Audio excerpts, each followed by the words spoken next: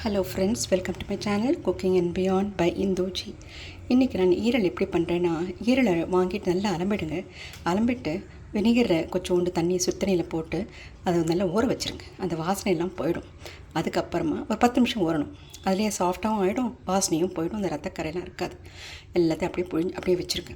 அதுக்கப்புறம் குக்கரில் நல்லா நல்லெண்ணெய் விட்டு ஒரு எண்ணெய் விட்டு காஞ்ச பிறகு நம்ம என்ன பண்ணணும்னா, வெங்காயம் பொடியை நறுக்கிறத போட்டு நல்லா வதக்கிட்டு இஞ்சி பூண்டு பேஸ்ட் போட்டு நல்லா வதக்கிடுங்க.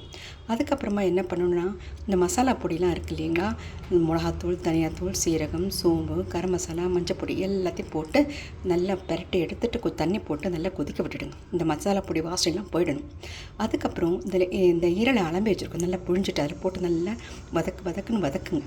நல்லா வதக்கிட்டு கொஞ்சம் அதுக்கேற்ற மாதிரி தண்ணி விட்டு நல்லா வேக வச்சுருங்க. ஒரு 3 விசில் வெந்த பிறகு சாஃப்டாகிடும்.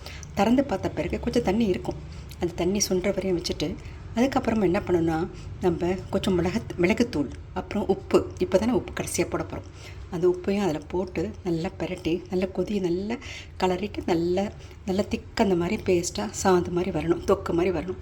வந்த பிறகு என்ன பண்ணணும்னா, நம்ம கொத்தமல்லி, கருவேப்பிலை இதெல்லாம் போட்டு நல்லா இது மாதிரி இந்த பாருங்கள் எப்படி இருக்குது பாருங்கள், நல்லா வெந்திருக்கு. ஈரல் எப்படி வேகணும்ல, சாஃப்டாக ரப்பர் மாதிரிலாம் இருக்கக்கூடாது, நல்லா வெந்துடணும். இந்த மாதிரி நீங்கள் சர்வ் பண்ணலாம்.